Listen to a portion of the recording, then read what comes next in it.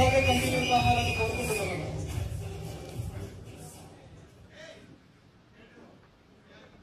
మిత్రులందరికీ నమస్కారం.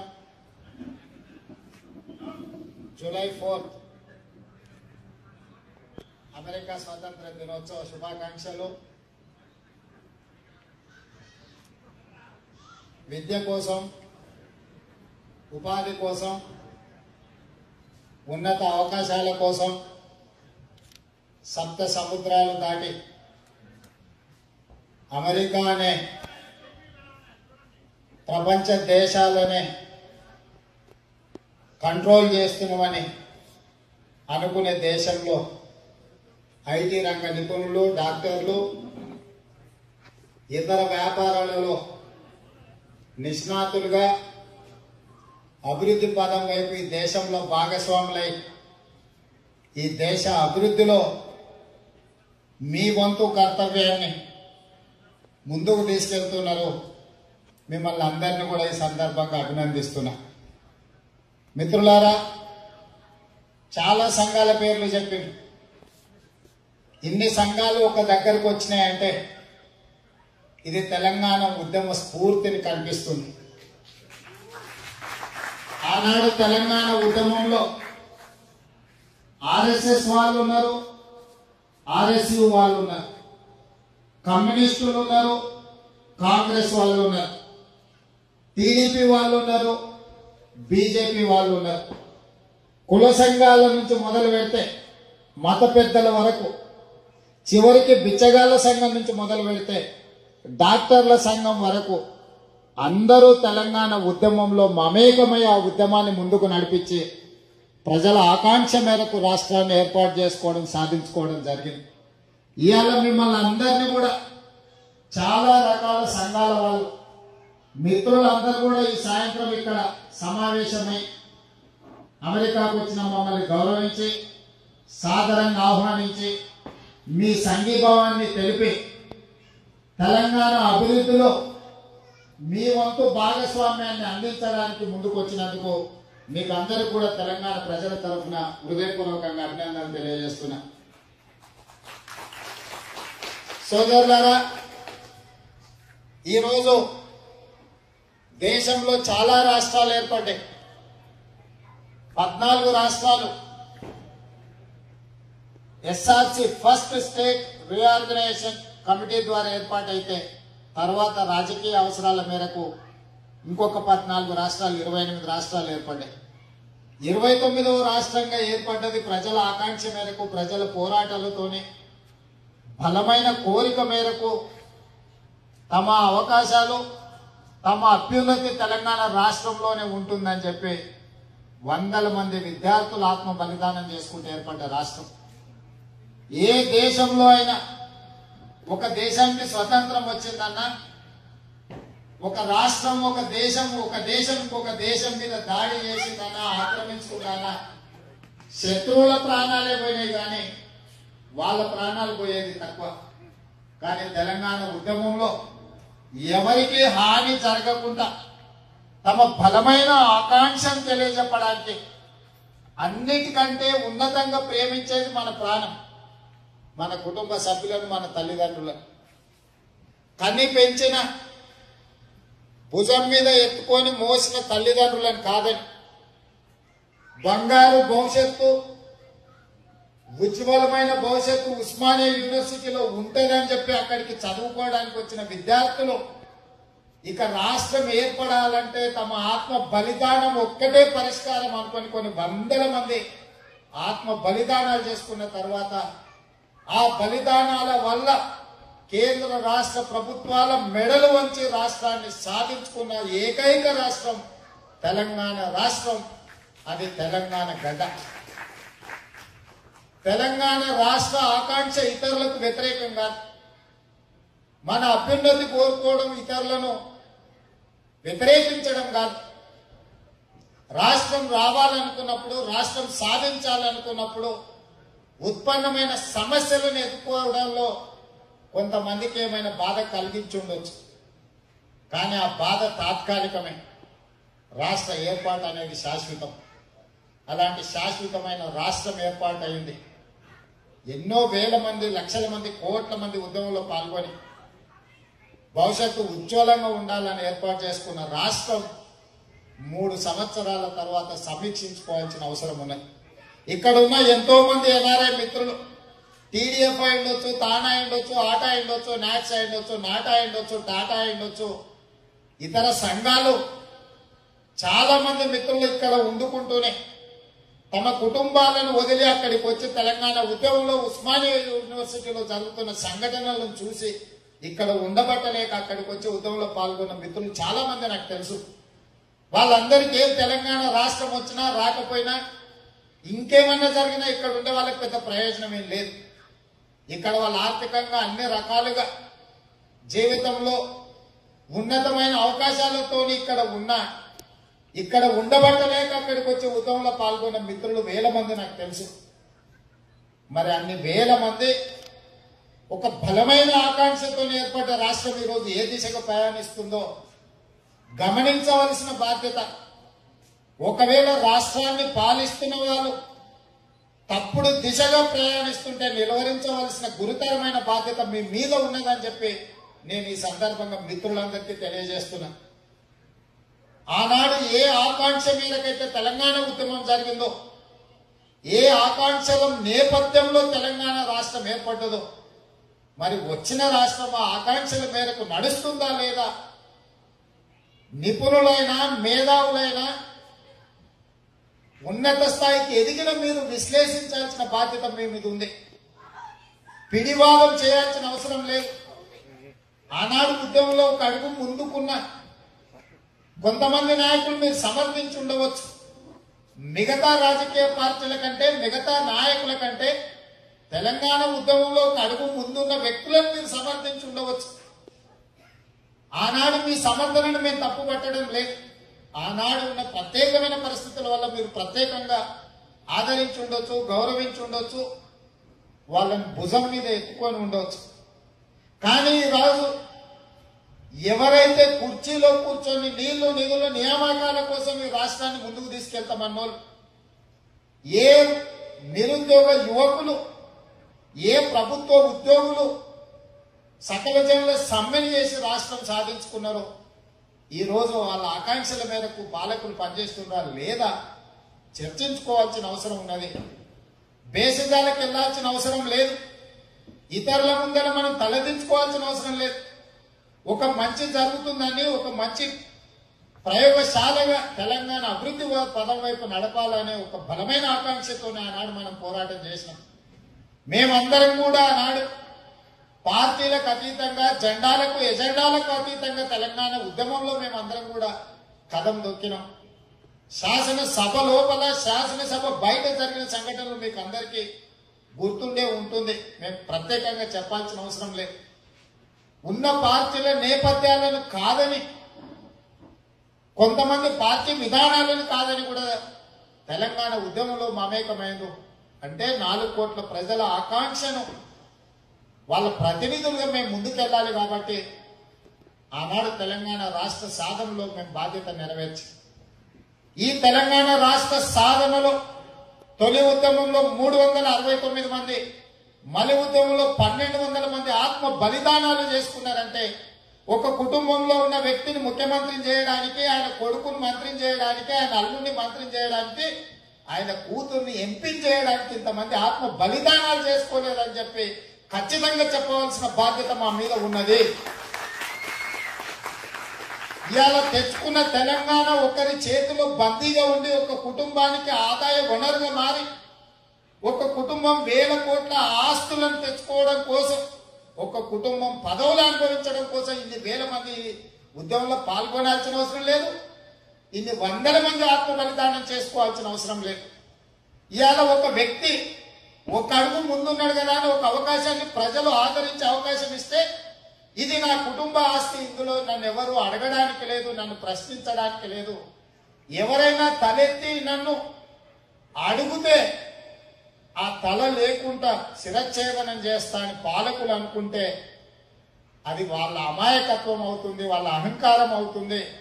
అధికారం మదంతో కళ్ళు మూసుకపోయినాయని చెప్పక తప్పదు. ప్రాంతానికి పూర్వపు హైదరాబాద్ రాష్ట్రానికి ఒక ప్రత్యేకత ఉన్నది. నిజాం నవాబులకు వ్యతిరేకంగా, రజాకర్లకు వ్యతిరేకంగా సాయుధ రైతాంగం పోరాటం చేసిన నేపథ్యం తెలంగాణకు ఉన్నది.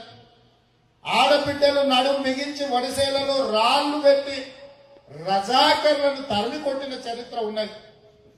ఒక గిరిజనుడు, ఒక గోండు, రామ్జీ గోండు కావచ్చు, కొమరం భీం కావచ్చు, ఒక బలహీన వర్గాలకు సంబంధించిన చాకలి ఐలమ్మ అని ఒక అతి సామాన్యురాలు కావచ్చు, వీళ్ళందరూ కూడా పోరాటాలలో అమరులై ఆనాడు పెత్తందారి వ్యవస్థను నడిపిస్తున్న వాళ్లకు వ్యతిరేకంగా నిలబడి, నిటారుగా నిలబడి ఉద్యమాన్ని ముందుకు తీసుకెళ్లిన వాళ్ళు ఈ రోజు కూడా మనం వాళ్ళ చరిత్రలో చర్చించుకుంటున్నామంటే వాళ్ళ పేదరికం అడ్డం రాలే, వాళ్లకు చదువు లేకపోవడం అడ్డం రాలే, ప్రజల హక్కుల కోసం నిటారుగా నిలబడి పాలకుల మీద కలబడి నిలబడిన చరిత్ర తెలంగాణకున్నది.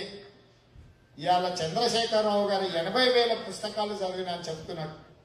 సంతోషం, మీరు 80,000 పుస్తకాలు చదివితే. కానీ తెలంగాణ చరిత్రలో పోరాట పుటలను ఒక్కసారి తిరిగేయండి అని చెప్పి గౌరవనీయులైన తెలంగాణ ముఖ్యమంత్రి చంద్రశేఖరరావు గారికి వేదిక మీద నుంచి నేను విజ్ఞప్తి చేస్తున్నా. తెలంగాణ చరిత్ర పుటలను తిరిగేస్తే ఎంతో మంది అమరుల వీర గాథలు మీకు అర్థమవుతాయి. రామ్జీ గోండు అనే ఒక అడవి బిడ్డ ఆదిలాబాద్ లో 1000 ఉరిల మర్రి అని ఒకటి ఉంటుంది. 1000 మందిని బ్రిటిష్ సైన్యం సహకారంతో నిజాం నవాబు మీద తిరుగుబాటు చేసిన రామ్జీ గోండును ఒక మర్రి చెట్టుకు 1000 మందిని ఉరిదీసి చంపించిన మర్రి చెట్టు ఇంకా అక్కడ ఉన్నది. ఉరిదీసిన వెనక్కి దగ్గరే రామ్జీ గోండు పోరాటం చేసింది. ఇక్కడుండే నవాబుల వల్ల కాక పక్కనుండే బ్రిటిషర్స్ సహకారంతో ఉరిదీసిన చరిత్ర ఉన్న తిరగబడ్డ చరిత్ర గిరిజన బిడ్డలకు ఉన్నది. పోరాటాల చరిత్ర తెలంగాణకు ఉన్నది. ఇవాళ సభ్య సమాజంలో చదువుకునే ప్రపంచమే ఒక చిన్న కుగ్రామంగా మారిన సందర్భంలో కల్వకుంట్ల చంద్రశేఖరరావు గారు టీవీలను, పేపర్లను, వ్యక్తులను నియంత్రిస్తా అని ఆయన అనుకుంటే అది ఆయన భ్రమనే అవుతుందన్న సంగతిని ఈ సందర్భంగా ఇక్కడ ఉండే మిత్రులకు చెప్తున్నా. ఇక్కడ ఉండే మిత్రులకు నేను విజ్ఞప్తి చేస్తున్నా. చాలా మంది చంద్రశేఖరరావు గారిని అభిమానించి ఉండొచ్చు. సంతోషం, ఆ సందర్భంగా అభిమానించిండ్రు, ఆ సందర్భంగా ఆదరించిండ్రు, ఆ సందర్భంగా సహకరించిండ్రు. తెలంగాణ ఉద్యమంలో నాకు అడుగు ముందలున్నాడు కాబట్టి మీరు అవన్నీ అందించినా కూడా మేము ఏ రోజు కూడా దాన్ని ఇంకొక రకంగా భావించలేం. కానీ ఈరోజు సంతోడాన్ని సంకలెత్తుకుంటే ఏమో చేసింది అన్నట్టుగా ఈరోజు తెలంగాణ రాష్ట్రంలో జరుగుతుంది. కాబట్టి ఇలాంటి ప్రత్యేకమైన పరిస్థితులలో ఈరోజు చర్చించుకోవాల్సిన అవసరం ఉన్నది. మనం ఆంధ్ర వాళ్ళేమని అనుకుంటారేమో అని, లేకపోతే నిన్నటి వరకు చంద్రశేఖరరావు గారిని వ్యతిరేకించిన వాళ్ళ ముందర మేము అనుకూలంగా ఉన్నాం, ఇప్పుడు వాళ్ళ ముందర మేము చంద్రశేఖరరావు గారిని ఏ రకంగా వ్యతిరేకించాలని ఆలోచన చేయాల్సిన అవసరం లేదు. మనం హ్యూమన్ బీయింగ్స్, మంచిని నేర్చుకుంటూ పోతుంటాం. ఏదైనా మనకి ఈరోజు మంచి అనుకున్నది రేపు చెడు అనిపిస్తే సవరించుకుంటాం. ఈరోజు ఉద్దేశం మంచి ఉద్దేశంతోనే చేస్తాం. కొన్నిసార్లు ఆ ఉద్దేశం తప్పని తేలుతున్నప్పుడు సవరించుకోవాల్సిన అవసరం ఉన్నది. ఆనాడు సహకరించిన మిత్రులకు నేను అదే చెప్తున్నా. చంద్రశేఖరరావు గారు మంచోడుగా, తెలంగాణ బిడ్డగా, తెలంగాణ ఉద్యమం నడిపినోడుగా తెలంగాణ రాష్ట్రానికి ముఖ్యమంత్రి అయితే ఖచ్చితంగా ఈ తెలంగాణ రాష్ట్రాన్ని అభివృద్ధి పదం వైపు నడిపిస్తారని మీరు ఆశించి ఉండొచ్చు, ఆకాంక్షించి ఉండొచ్చు, సహకరించి ఉండొచ్చు. కానీ జరుగుతున్న పరిణామాలు ఆ దిశగా అడుగులు పడుతున్నాయా లేదా ఆలోచన చేయండి. ఈరోజు నిజంగానే అన్ని అర్ధరాత్రి పూట ఏదో జరిగిపోతుందని నేను అన్నాను. అన్ని 5 సంవత్సరాలలో ఎవరు ముఖ్యమంత్రి అయినా చేస్తారని నేను అన్నాను. ఒకవేళ నాకు అవకాశం ఇచ్చినా చేయలేకపోవచ్చు, ఇంకెవరికి అవకాశం ఇచ్చినా జరగకపోవచ్చు. కానీ ఆ దిశగా తొలి అడుగు పడుతుందా లేదా ఆలోచన చేయాల్సిన అవసరం ఉన్నది. 3 సంవత్సరాలు పూర్తి చేసుకున్న సందర్భంలో ఏ ఆకాంక్షల మేరకు రాష్ట్రాన్ని సాధించుకున్నామో ఆ రాష్ట్రం తొలి అడుగున్నా కనీసం ఆకాంక్షల మేరకు పడ్డదా లేదా ఈరోజు చర్చించుకోవాల్సిన అవసరం ఉన్నది.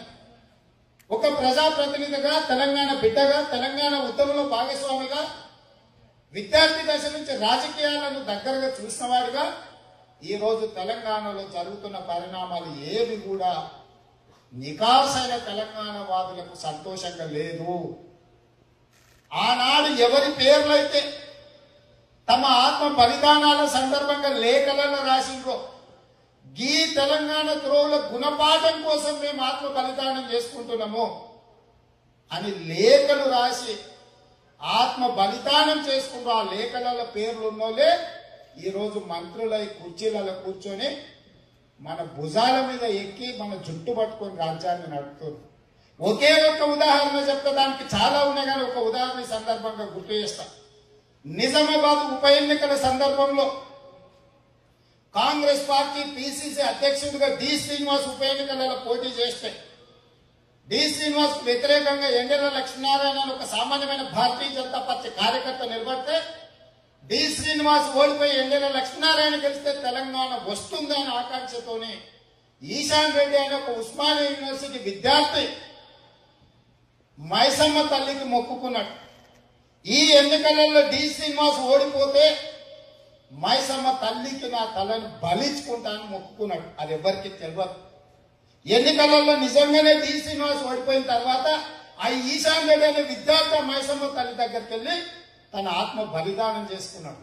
అంటే తెలంగాణ కోసం, తెలంగాణ రాష్ట్రం రావాలని తన మనసులో మొక్కిన మొక్కును కూడా వెనక్కి తగ్గకుండా ఆత్మ బలిదానం చేసుకొని నికాసుగా తెలంగాణ కోసం తన ప్రాణాలను అర్పిస్తే ఆనాడు తెలంగాణకు అడ్డుపడ్డ డి శ్రీనివాస్ టిఆర్ఎస్ లో రాజ్యసభ సభ్యుడైతే ఆ ఈశాన్ రెడ్డి తల్లిదండ్రులు ఎంత బాధపడి ఉంటారు, ఈశాన్ రెడ్డి ఆత్మ ఎంత ఘోషించుంటారో ఒక్కసారి ఆలోచన చేయండి అని చెప్పి తెలంగాణ వాదులందరూ నేను అడుగుతున్నా. ఇవాళ తలసాని శ్రీనివాస్ యాదవ్ను, తుమ్మల్ని, అరకపూడి గాంధీని, మాగంటి గోపిని చూపించి వాళ్ళు తెలుగుదేశం పార్టీలో ఎమ్మెల్యేలు కాబట్టి, నాయకులు కాబట్టి ఇది తెలంగాణ ద్రోహుల పార్టీ అని మా పార్టీ మీద ముద్రేసి తెలంగాణలో తెలుగుదేశం పార్టీకి ఉండే అర్హత లేదని వాదించిన చంద్రశేఖరరావు ఇవాళ నలుగురిని పక్కన కూర్చోబెట్టుకొని మంత్రులను చేసినావు కదా, ఇది న్యాయమా అని నేను అడుగుతున్నా. ఇవాళ నీ పార్టీ తెలంగాణ ద్రోహుల పార్టీ, నా పార్టీ తెలంగాణ ద్రోహుల పార్టీ అని నేను అడుగుతున్నా. ఇవాళ నువ్వు ఎవరెవరైతే ద్రోహులని ముద్రలు వేసినావో, ఎవరెవరినైతే చూపించి పార్టీ ఇక్కడ పార్టీ కాదు ఇది అక్కడి పార్టీ, వీళ్ళందరూ అక్కడోళ్ళు ఇక్కడెట్లు వచ్చిందని చెప్పిన నువ్వు ఇవాళ వాళ్ళందరినీ నీ పల్లకిలో కూర్చోబెట్టుకుంటే సామాన్యమైన తెలంగాణ బిడ్డలు ఆ పల్లకిని మళ్లీ భుజం మీద మోయాల్సిన పరిస్థితి కర్మ వచ్చిందంటే ఇంతకంటే బాధాకరమైన విషయం ఏమన్నా ఉంటుందా? నిజమైన తెలంగాణ వాదులు ఆలోచన చేయండి అని నేను అడుగుతున్నా. ఇలా నాకు చంద్రశేఖరరావు కాస్త తగాదాలు లేవు, అధికారం ప్రజలానికి పట్టం కట్టారు, నాకేం రాదు. కానీ ఎందుకు మా ఇద్దరి మధ్యలో వైరుధ్యం ఉన్నది? ఎందుకు చంద్రశేఖరరావు గారు మా మీద 60 కేసులో 70 కేసులో ఇప్పటికీ 74, 75 కేసులు పెట్టిండు. నేనేమో అంతర్జాతీయ నేరగాడిని కాదే, నేనేం దోపిడీలు దొంగతనాలు చేయట్లేదే, నేను ఎవరి ఆస్తులను కొలగొట్టట్లేదే. ఎందుకు 74, 75 కేసులు పెట్టాల్సి వచ్చింది? ఆలోచన చేయండి. ఈ విధానం మంచిదే అయితే, ఈ విధానం రాజకీయాలలోనే ఉంటే 2001లో పార్టీ పెట్టినప్పుడు చంద్రబాబు నాయుడు అంత బలమైన నాయకుడు ఆ రాష్ట్రంలో ఎవరైనా ఉండేనా? ఆ రోజు నిజంగానే చంద్రబాబు నాయుడు గారు అనుకుంటుంటే కాలు కిందేసి నలపకపోతుంటే నా చంద్రశేఖరరావును, ఆ తర్వాత వచ్చిన రాజశేఖర రెడ్డి అదే అనుకుంటుంటే చంద్రశేఖరరావు ఇంట్లోకెళ్ళి కాలు బయట పెడుతుండేనా? వాళ్ళందరూ ప్రజాస్వామికంగా వ్యవహరించదు కాబట్టి నువ్వు తెలంగాణ ఉద్యమం చేయగలిగినావు, నువ్వు పోయి ఆ ధర్నా చౌక్ లో కూర్చొని నిరసన తెలపగలిగినావు. ఈ ప్రభుత్వాలకు, ఆ నాయకులకు, ఆ ముఖ్యమంత్రులకు వ్యతిరేకంగా ధర్నా చౌక్ లో నువ్వు నిరసన తెలపగలిగినావు. ఏ ధర్నా చౌక్ నుంచి అయితే నువ్వు ముఖ్యమంత్రి అయినావు, నువ్వు ముఖ్యమంత్రి అయిన మరుక్షణం ఆ ధర్నా చౌక్ ని రద్దు చేసినావు అంటే నువ్వు ఎంత దుర్మార్గమైన ఆలోచనతో నువ్వు ఒక్కసారి తెలంగాణ ఉద్యమకారులు ఆలోచన చేయాలని నేను అడుగుతున్నా. మాత్రం సమయం వస్తే కేంద్ర ప్రభుత్వం మీద పోరాటం చేయడానికి జంతర్ మంతర్ చౌరస్తాల కూర్చొని నిరసన జరుపుతాడు. జంతర్ మంతర్ పార్లమెంట్ కు కూతవేటు దూరంలో ఉంది. కేంద్ర ప్రభుత్వం ప్రజాస్వామికంగా ఉన్నది కాబట్టి జంతర్ మంతర్ దగ్గర నిరసన తెలపడానికి అన్ని పక్షాలకు అవకాశం ఇస్తుంది. నీకు మాత్రం జంతర్ మంతర్ కావాలి, నిరసన తెలపడానికి, ధర్నా చేయడానికి తెలుగుదేశం పార్టీకో, కాంగ్రెస్ కో, టీడీఎఫ్ కో, ఇతర ప్రజాస్వామ్యంలో ప్రజల హక్కుల కోసం పోరాటం చేసే వాళ్ళకు మాత్రం ధర్నా చౌక్ ఉండొద్దంటే రాష్ట్ర ముఖ్యమంత్రి. ఇది సమంజసమా? మీరు ఆలోచన చేయండి. ఇవాళ ఇంత అభివృద్ధి చెందిన మీ అమెరికా దేశంలో బలవంతుడైన ఈ దేశ ప్రెసిడెంట్ వైట్ హౌస్ ఎదురుగా నిరసన తెలిపే అవకాశం ఉంది. వైట్ హౌస్ కు మధ్యలో ఒక రోడ్డు ఉంటుంది, రోడ్డుకి ఉత్తర పక్కన నిరసన టెంట్ వేసుకొని నిరసన తెలపడానికి నేను ఒకసారి వైట్ హౌస్ చూడడానికి పోయినప్పుడు అక్కడ ఒక అతను కూర్చొని నిరసన తెలుపుతున్నాడు ఈ దేశ ప్రెసిడెంట్ వ్యతిరేకంగా. అంటే అభివృద్ధి చెందిన అమెరికాలో వైట్ హౌస్ ఎదురుగా కూర్చొని ఈ దేశ ప్రెసిడెంట్ కు వ్యతిరేకంగా నిరసన తెలపడానికి అవకాశం ఉంటే హైదరాబాద్ లో మాత్రం ధర్నా చేయడానికి కూడా ధర్నా చౌక్ లేదు. అది కూడా అడుక్కోవాల్సిన పరిస్థితి వచ్చింది. ఆ అడుక్కోవడం కూడా ఎవరే అడుక్కున్నదంటే తెలంగాణ ఉద్యమాన్ని తన భుజాల మీద మోసిన కోదండరాం అడుక్కోవాల్సిన పరిస్థితి వచ్చిందంటే ఎంత దయానీయమైన పరిస్థితి తెలంగాణలో ఉందో ఒకసారి ఆలోచన చేయండి. ఆనాడు రాజకీయ పార్టీలను విఫలం చెందిన తర్వాత రాజకీయ పార్టీల వల్ల తెలంగాణ రాష్ట్రం తేలిన సందర్భంలో ఉస్మానియా యూనివర్సిటీకి పోయి కూర్చొని ఆ విద్యార్థుల ప్రొఫెసర్ అయిన కోదండరాం గారిని, ఆచార్య కోదండరాం ని శరణ్ వచ్చిన తర్వాత పొలిటికల్ జేఏసీని ఏర్పాటు చేసిన తర్వాత ఉద్యమం ఉవ్వెత్తున లేచినాక తెలంగాణ రాష్ట్రం వచ్చింది. ఆనాడు ఆచార్య ప్రొఫెసర్ కోదండరాం గారు అయిండు, ఈ రోజు కోదండరాం రెడ్డి అయ్యిండు కేసీఆర్ కంటే. ఏ రకంగా తనకు ఎదురు తిరిగితే ఒక మనిషి మీద ముద్రేసే ప్రయత్నం చేస్తుండో, కులాన్ని అంటగట్టే ప్రయత్నం చేస్తుండో, కుల ప్రతినిధిగా అతన్ని చూపించే ప్రయత్నం చేస్తుండో ఒక్కసారి ఆలోచన చేయండి. ప్రజా హక్కుల కోసం, సివిల్ లిబర్టీస్ కోసం పోరాటాలు చేయాలని నిర్ణయం చేసుకున్న కోదండరాం 4 దశాబ్దాల కిందనే ఆయన పేరు పక్కన ఉన్న రెడ్డిని తీసి పక్కన పెట్టి ప్రొఫెసర్ కోదండరాం గా పనిచేసింది. ఏ రోజు కూడా ఆయన కూడా మర్చిపోయింది, మాకు కూడా తెలియదు. మేము కూడా ఉద్యమంలో ఆయనతో కలిసి పనిచేసినాం తప్ప ఏ రోజు కూడా ఆయన అది ఏ సామాజిక వర్గం అని ఎవరు అడగలే. కానీ కేసీఆర్ తప్పు లేదని ప్రశ్నించగానే కోదండరాం రెడ్డి అన్న సంగతి కేసీఆర్ కు గుర్తొచ్చింది. ఈ రకమైన పరిస్థితులు తెలంగాణ రాష్ట్రంలో ఉన్నాయి. మీరు ఆనాడు ఉద్యమం చేసినాం, తెలంగాణ తెచ్చినామని ఎన్ఆర్ఐలు ప్రవాస భారతీయుల దివాసాన్ని నడిపిండు చేసిండ్రు. వచ్చి ప్రతి సంవత్సరం డిసెంబర్ 21 కరుణాకర్ అని చెప్పాలి, నాకు తెలిసినంత వరకు డిసెంబర్ 21 ఇక్కడ నుంచి ఎంతో మంది ఎన్ఆర్ఐలు బస్సులు వేసుకొని వచ్చి ప్రవాస భారతీయులు ఒక కార్యక్రమాన్ని తీసుకున్నారు. నేను అడుగుతున్నా, ఈరోజు ఆనాడు ప్రవాస భారతీ కార్యక్రమాన్ని నిర్వహించిన వాళ్ళు రాష్ట్రం వచ్చిన తర్వాత ప్రభుత్వం కానీ ఆ కార్యక్రమాన్ని చేయలేదు, మిమ్మల్ని చేయనీయలేదు. పరోక్ష నిర్బంధం ఇది మంచిదా? ఈరోజు ఐటీఐఆర్ కారిడార్ అని చెప్పి 50,000 కోట్ల ప్రాజెక్టును ఐటీ సెక్టర్ లో ఇస్తే లండన్ లో ఉండే శ్రీనివాస్ అనే వ్యక్తిని, కృష్ణా జిల్లా వ్యక్తిని తీసుకొచ్చి ఈ కారిడార్ కి సీఈఓగా నియమిస్తే నేను తప్పంటలేను. కానీ నువ్వు చెప్పింది ఏంది, నువ్వు చేస్తున్నది ఏందని నేను అడుగుతున్నా. ఈ రోజు ప్రతిష్టాత్మకమైన మెట్రో రైల్ సీఎండి రాజమండ్రికి సంబంధించిన ఎంవీఎస్ రెడ్డి రిటైర్ అయి 2.5 సంవత్సరాలు అవుతుంది. ఎక్స్టెన్షన్ మీద ఎక్స్టెన్షన్ ఇస్తున్నాడు ఆయన. మొత్తం 4 కోట్ల మంది తెలంగాణ బిడ్డలల్లా, ఐఏఎస్ వల్ల, ఐపీఎస్ వల్ల ఒక్క బిడ్డలేడా మెట్రో రైలు నిర్మాణంలో భాగస్వామ్యం తీసుకుని తెలంగాణ నిర్మాణంలో తన వంతు కర్తవ్యాన్ని నిర్వహించడానికి తెలంగాణ మొత్తంలో ఒక్క ఐఏఎస్ ఐపీఎస్ ఒక అధికారి కూడా లేడు. ఆ పక్క నుంచి వచ్చిన రిటైర్ అయిపోయిన అధికారిని తిరిగి నువ్వు ఎక్స్టెన్షన్ ఇచ్చి అతన్ని కొనసాగిస్తున్నావు అంటే నేను దాన్ని తప్పంటలేను. నువ్వు తెలంగాణ రాష్ట్రం రాకంటే ముందు తెలంగాణ ఉద్యమం సందర్భంలో నువ్వేం చెప్పినావు? ఇలాంటి వాళ్ళని మేము నియమిస్తే ఇది ఆంధ్రోల పార్టీ, ఆంధ్రోలకే అవకాశం ఉంటాయి, తెలంగాణలో ఒక్కలేడా అన్నాడు. మరి తెలంగాణ రాష్ట్రమే వచ్చింది, 4 కోట్ల మందిలో ఒక్క తెలంగాణ లేడా? నేను ఇప్పుడు కేసీఆర్ని అడుగుతున్నా. మనుషులో మన మధ్యలో పరిపాలన సౌలభ్యం కోసం 2 రాష్ట్రాలుగా విడిపోదాం, మనుషులుగా కలిసిందామని మేము అంటే 2 ప్రాంతాలు నాకు 2 కళ్ళ లాంటివి అని చంద్రబాబు నాయుడు అంటే నీ 2 కళ్ళ సిద్ధాంతం చెల్లదు, ఏదో ఒక కన్ను ఉండాలి, ఒంటి కన్ను రాక్షసులాగా ఉండాలి అని ఉందే. ఇవాళ మరి నువ్వు ఏ ఒంటి కన్ను రాక్షసుడి సిద్ధాంతం చెప్పినావు, ఇవాళ మళ్ళీ నువ్వు ఏం చేస్తున్నావు అని నేను అడుగుతున్నా. చంద్రశేఖరరావు గారు చెప్తున్న దానికి చేస్తున్న దానికి ఏమైనా పొంతన ఉన్నదా? ఆనాడు చంద్రశేఖరరావు గారు చెప్పినప్పుడు చాలా బాగా మనకు వినిపించింది కదా. ఈరోజు చేతలలో అది లేకపోతే దాన్ని ప్రశ్నించాల్సిన బాధ్యత ఎన్ఆర్ఐ మిత్రుల మీద ఉందా లేదా మీరు ఒకసారి ఆలోచన చేయండి అని నేను అడుగుతున్నాను. మీరు వ్యతిరేకిస్తారా వ్యతిరేకించరా అనే దాన్ని నేను అడగడం లేదు. మీరు అసలు ఆలోచన చేస్తారా చేయరా అని నేను అడుగుతున్నా. ఆలోచన చేయాల్సిన బాధ్యత మీకు ఉందా లేదా అని నేను అడుగుతున్నా. ఉద్యమంలో పాల్గొనేది మీరు చంద్రశేఖరరావును ముఖ్యమంత్రిని చేయడానిక, తెలంగాణ రాష్ట్రాన్ని సాధించుకోవడానిక?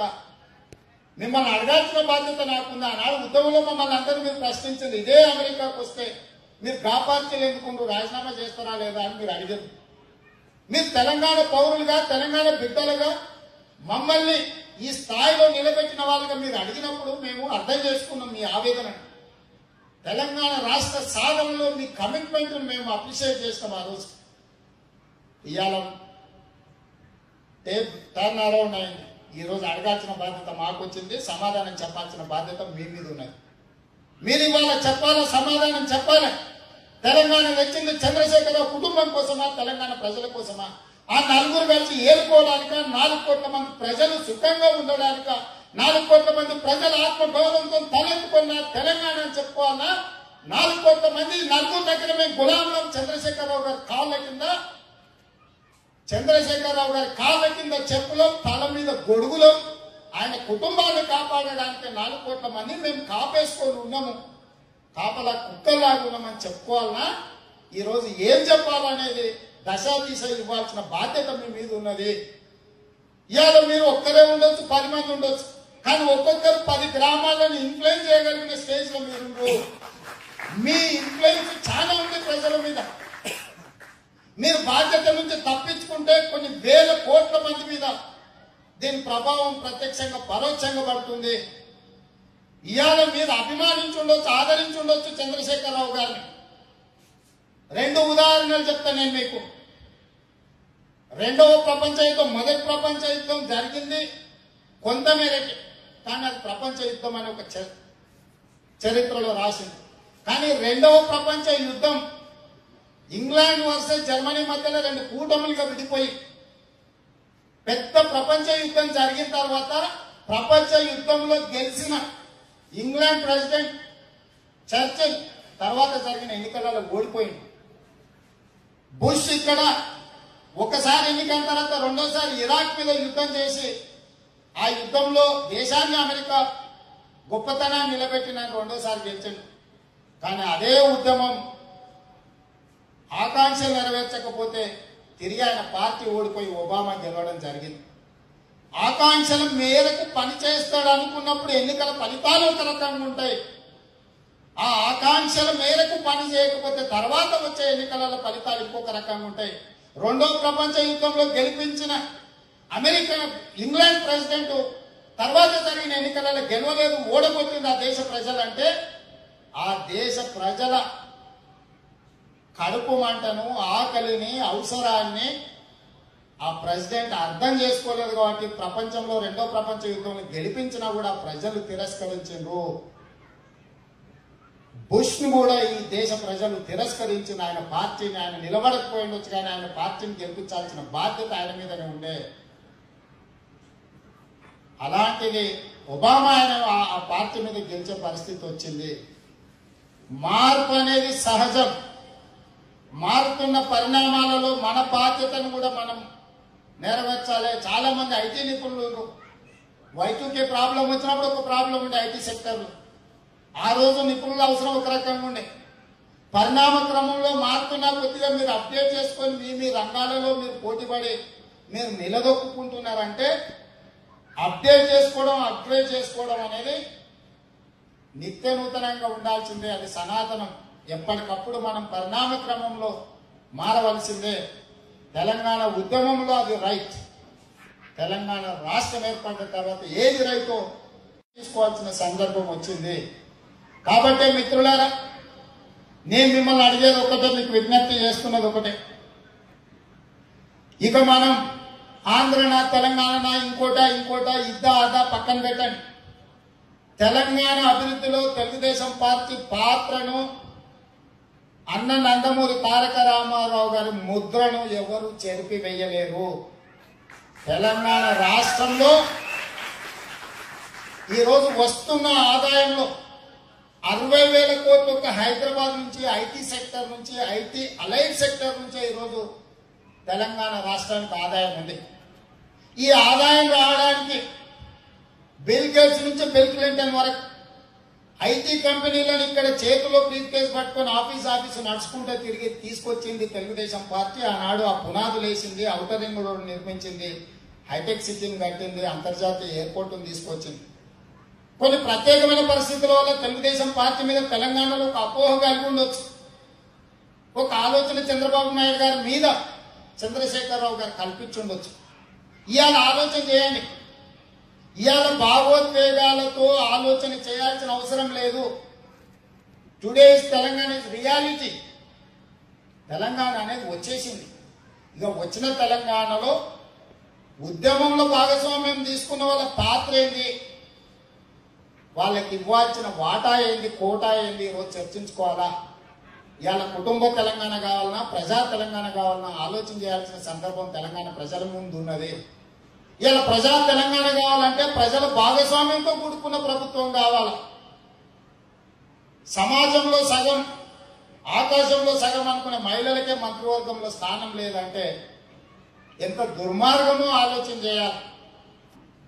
ఇవాళ తెలుగుదేశం పార్టీ, భారతీయ జనతా పార్టీ కలిసి రామ్నాథ్ కోవింద్ రాష్ట్రపతి అభ్యర్థిగా పెట్టుండొచ్చు. అది రాజకీయ పార్టీలుగా మా అభ్యర్థి ఆయన గెలవడం కోసం మేము పనిచేస్తాం, ఆయన గెలిపించడం కోసం మేము ప్రయత్నం చేస్తాం. అది మా పొలిటికల్ పార్టీ డెసిషన్. ఆ నిర్ణయాన్ని మేము అందరం గౌరవించాల్సిందే, పాటించవలసింది. కానీ చంద్రశేఖరరావు గారికి ఏం అవసరం ఉందని నేను అడుగుతున్నా.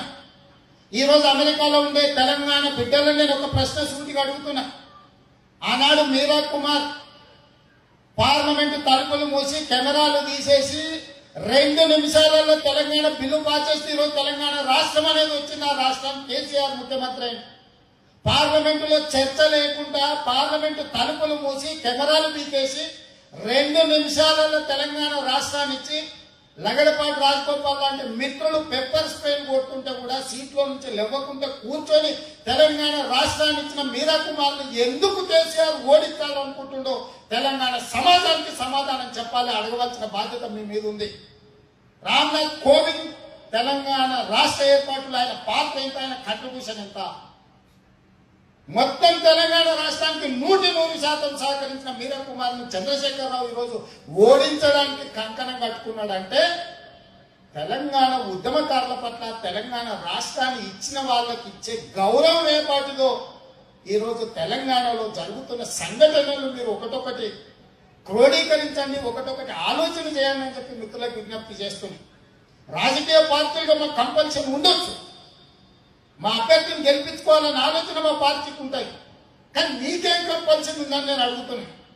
నీకేం అవసరం వచ్చింది అంటున్నా. అడగకముందే అంతకన్నా ముందుగా వెళ్ళి నువ్వు ఆయనకు మద్దతు ఇవ్వాల్సిన అవసరం ఎందుకు వచ్చింది అంటున్నా. ఒక తెలంగాణ రాష్ట్రం ఏర్పాటుకు 100% సహకరించిన మీరా కుమార్ను నువ్వు ఓడించడానికి